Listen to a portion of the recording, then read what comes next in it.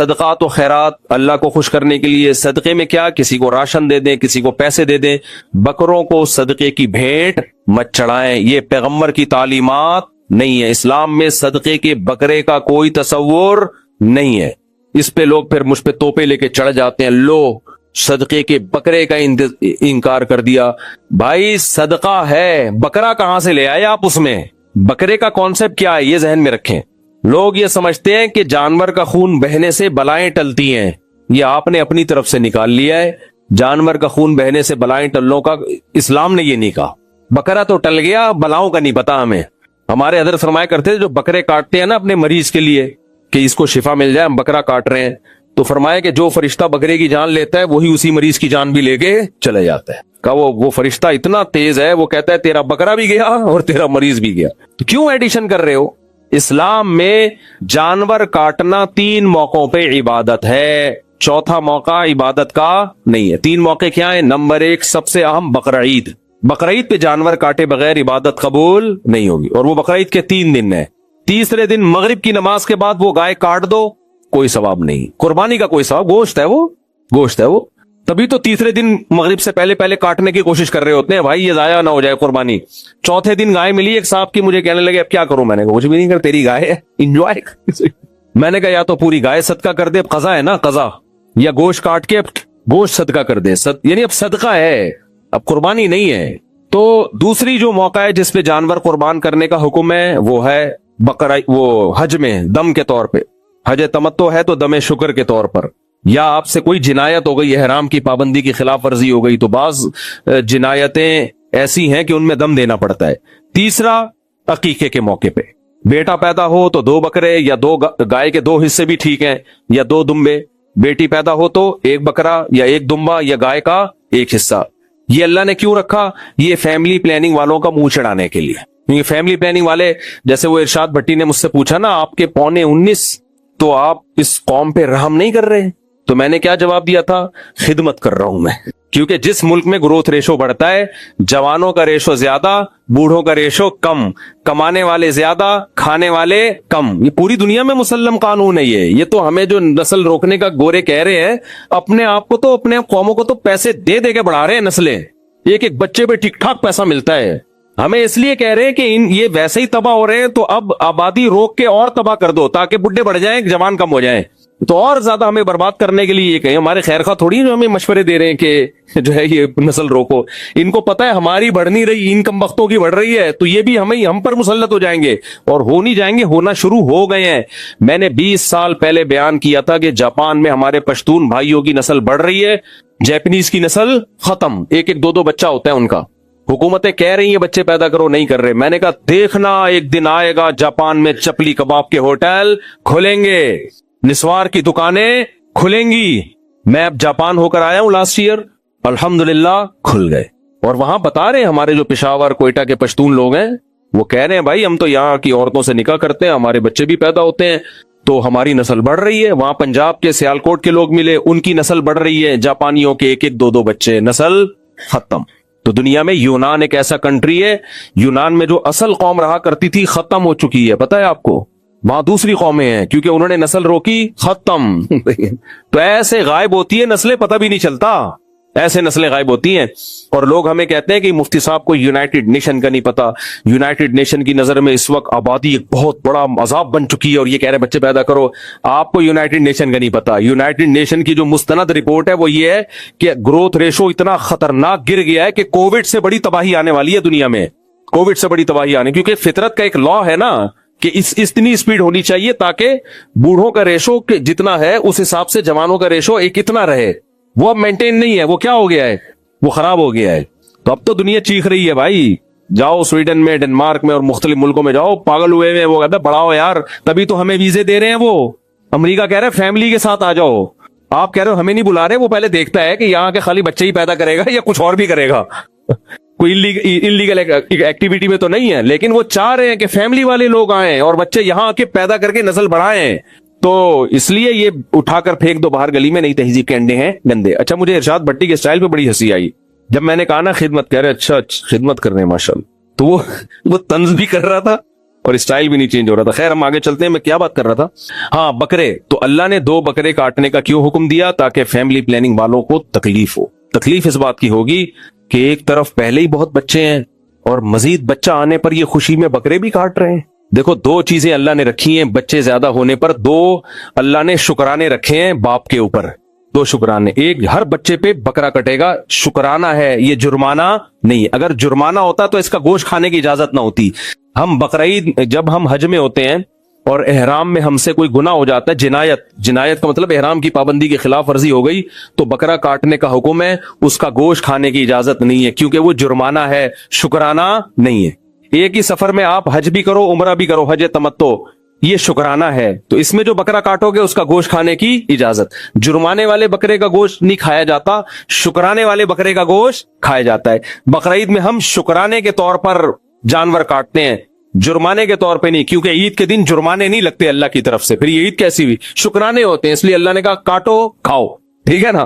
ٹکے بن رہے ہوتے ہیں رات کو، دیکھو کیا حلیم کی دیگیں وہ محرم کے اس سے بن رہی ہوتی ہیں بقرعید کے گوشت سے. تو اسی طرح جب بچہ پیدا ہوتا ہے تو عقیقے کا گوشت خود بھی کھاتے ہیں کہ نہیں کھاتے؟ تو اس سے پتا چلا یہ جرمانہ نہیں ہے کہ تمہارے 19 کیوں ہو گئے، 18واں کیوں ہو گیا، پینلٹی ہے نا. اللہ کہتے ہیں ویل ڈن، زبردست. شکرانہ کیا ہے؟ اللہ نے تمہیں اولاد کی نعمت دی، بیٹی ملی ہے تو 1 بکرا کاٹ، بیٹا ملا ہے تو 2 بکرے کاٹ، خود بھی کھا پبلک کو بھی کھلا. تو یہ شکرانہ ہے. اسی طرح عید الفطر میں دیکھ لو، ابھی عید آنے والی ہے نا، عید الفطر میں دیکھ لو. عید الفطر میں فطرانہ جتنے بچے زیادہ ہوں گے اتنا فطرانہ زیادہ. 19 کو ضرب دینا پڑے گا، 19 کو 2.25 کلو گندم سے ضرب دینا پڑے گا. عید کے دن جرمانہ ہوگا یا شکرانہ ہوگا؟ یہ بھی شکرانہ ہے. تو جس کی بچے جتنے زیادہ اس پہ شکرانہ اتنا زیادہ. اور علماء فقہا لکھتے ہیں کس بات کا شکرانہ ہے؟ یہ اس بات کا شکرانہ کہ اللہ آپ کے ذریعے اتنے افراد کو کھلا رہا ہے. اللہ کو کھلانے والا پسند، کھانے والا بالکل بھی پسند نہیں ہے. کہ تمہارے ذریعے سے اللہ اپنی مخلوق کو کھلا رہا ہے تو باپ پر لازم ہے کہ وہ دے. یہ ماں پہ لازم نہیں ہے، باپ پہ ہے. حالانکہ کھلاتی تو ماں بھی ہے، خرچہ کس کا ہو رہا ہے؟ باپ کا. اس لیے اللہ کہہ رہا ہے تیرا باپ بھی کھلائے گا. تو اس لیے بھائی میں فیملی پلاننگ کو اس لیے مانتا کہ فیملی پلاننگ اور اسلام ایک دوسرے سے کیا ہے، 180 ڈگری پر ہیں. تو یا تو اسلام چھوڑ دو بھائی، پورے گوروں کی طرح کھسک جاؤ ادھر ہی. ان کے تو ہو ہی نہیں رہا، ایک بھی نہیں ہوتا، وہ بھی پتہ نہیں چلتا، ہونے کے بعد کنفیوز ہوتے ہیں اسی کا ہی ہے یا اس میں بھی کوئی گڑبڑ ہو گئی ہے. تو ہم تو مسلمان ہیں بھائی، بڑا خاندان، خوشحال خاندان. کوئی غربت آ بھی جائے، خدا نخواستہ کھانے پینے کی کمی بھی آ جائے، تو بھائی اللہ تعالیٰ کبھی آزمائش میں ڈالتا ہے، کبھی پیٹ بھر کے کھلاتا ہے. نبی نے کیا فرمایا کہ میں چاہتا ہوں ایک دن پیٹ بھر کے کھاؤں، ایک دن بھوکا سوؤں. جب بھوکا سوؤں گا صبر کا ثواب، پیٹ بھرے گا شکر کا ثواب. ویسے تو اللہ دیتا ہے چپڑ پھاڑ کے روزی، لیکن اگر کوئی آزمائش آئے تو یہ تھوڑی، یہ دنیا تو مسافر خانہ ہے. تو اللہ کی طرف توجہ. باقی اس پہ میں بہت سارے اشکالات ہوتے ہیں، تعلیم کیسے ہوگی، تربیت کیسی، ان کے جوابات دے چکا ہوں. اگر میں ابھی فیملی پلاننگ کو بدنام کرنے میں لگ گیا نا تو پھر یہ صورت رہ جائے گی. ان کو بھگو کے میں لگاتا ہوں. اور ان کی اپنی زندگی دیکھ لو بیچاریوں، بڑھیا جب ہوتی ہے نا فیملی پلاننگ والی، جو لوگوں عورتوں کو خراب کر رہی ہوتی ہیں، خود بڑھاپے میں ان کی حالت پہ ترس آتا ہے. کوئی خاندان نہیں ہوتا، کوئی پریوار نہیں ہوتا. تو اللہ نے ہمیں حکم دیا. ہاں جانور کاٹنے کی بات کر رہا تھا، تو صرف عقیقے میں اور بقرعید میں اور حج میں، باقی جانور کاٹنا کوئی عبادت بولو نہیں. ہاں ایک سوال پیدا ہوتا ہے کہ بھائی اگر ہم غریب کو گوشت کھلانا چاہتے ہیں تو کیا جا رہا ہے، بکرا کاٹ کے کھلا دینا؟ اس کا جواب 20 دفعہ دے چکا ہوں بھائی. پھر بڑا گوشت کھلاؤ نا غریب کو، وہ سستا ہوگا، زیادہ ہوگا. تو میں بتا رہا تھا ہمارے حضرت سے جب ہم یہ سنا کرتے تھے نا بار بار، میں کہتا تھا کہ اللہ والے کی علامت یہ ہوتی ہے کہ اس کے پاس بیٹھ کر دنیا کی محبت کم ہو جائے. تو حضرت کے پاس پیسہ بہت تھا لیکن وہاں بیٹھ کے پیسے ویسے کی چاہت ختم ہو جاتی. حالانکہ حضرت کی گاڑی ایسی تھی، کویت کے شہزادے سے خریدی تھی. ایسی گاڑی میں نے اب تک نہیں دیکھی ہے یہاں. لیکن یہ کہ محبت نہیں تھی.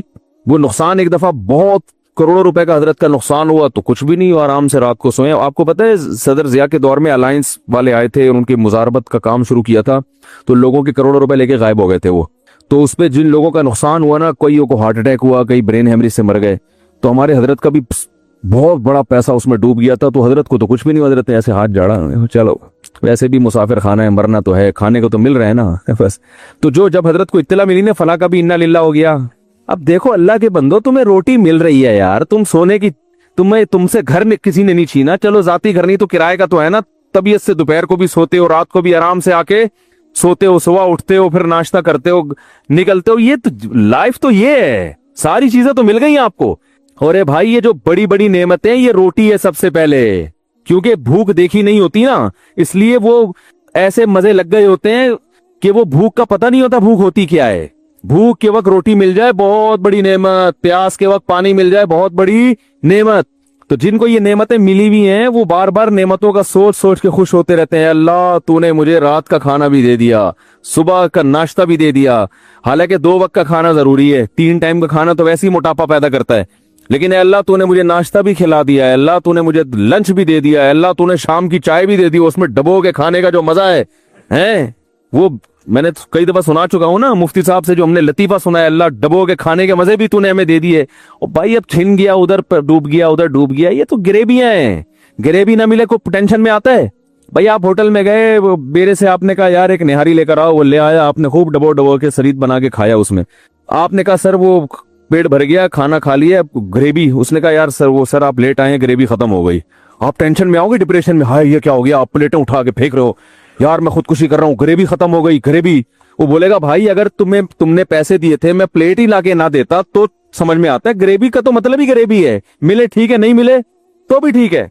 तो भाईजान मसला ये है कि नबी सल्लल्लाहु अलैहि वसल्लम ने इरशाद फरमाया, जिसको 2 वक्त खाना पेट भर के मिल गया, जिस्म किसी बड़ी बीमारी से महफूज, और रात को सर छुपाने के लिए जगह मिल गई, तमीज से सो सके, वहां पे आराम, नींद वाली जगह हो, गर्मी सर्दी से बचने का इंतजाम हो, मच्छर हो तो उनसे बचने का इंतजाम हो। नींद यानी असल में जरूरत नींद है, और 4 दीवारी है जहां आदमी इज्जत के साथ सो सके, रह सके। सफेद पोश आदमी को 4 दीवारी छोड़ सड़क पे नहीं सो सकता ना वो। तो नबी ने फरमाया जिसको ये 3 नेमतें मिल गई तो गोया पूरी दुनिया की दौलत समेट के अल्लाह ने उसको दे दी है। अब अगर इसको टेंशन हो रही है ना, ये इसका फॉल्ट है, ये अल्लाह का कसूर नहीं है, ये हवस है। देखो हीरोइनची को हीरोइन आपने हीरोइनची को क्या किया, आपने उसको भूख लग रही थी, आपने उसको कबाब ला के रख दिए, टिक्के ला के रख दिए, मलाई बोटी ला के रख दी, कोल्ड ड्रिंक रख दी, आपने कहा खाओ। वो तलाश कर रहा है सुट्टा है, समझे बात को, मिसाल को खूब अच्छी तरह समझे। वो तलाश कर रहे हैं क्या भाई, सुट्टा। आपको उस पर तरस आया, आपने कहा कपड़े भी फटे पुराने हैं और बदबू भी आ रही, आप अपने घर के वॉशरूम में ले गए, आप उसने वो शैम्पू से तेजाब से नहला दिया आपने उसको, क्योंकि वो आम शैम्पू से नहीं, ये चर्सी हीरोइन जो है ना, इनकी बदबू खत्म नहीं होती। आपने चलो तेजाब ज्यादा हो गया, डेटॉल से नहला दिया उसको ठीक है ना, डेटॉल से नहलाया, सर्विस करवाई, खूबसूरत कपड़े पहनाए उसको। क्या इन चीजों से हीरोइनची को खुशी होगी? वो तलाश में यार छुट्टा। तो आपने उस पर एहसान किया, फिर उसकी जेब में आपने कुछ पैसे भी डाल दिए कि जा भाई कहीं दोबारा रात को डिनर की जरूरत पड़े तो मेरी तरफ से वो शनवारी में खा लेना जाके, या सलातीन में खा लेना, या ये खा लेना। अब फिर भी टेंशन हो रही है, तो आके कह रहे सर फिर भी टेंशन है मुझे। तो आप कहेंगे अब जो तुझे टेंशन हो रही है ये मेरा फॉल्ट नहीं है, मैंने सखावत के दरिया बहा दिए।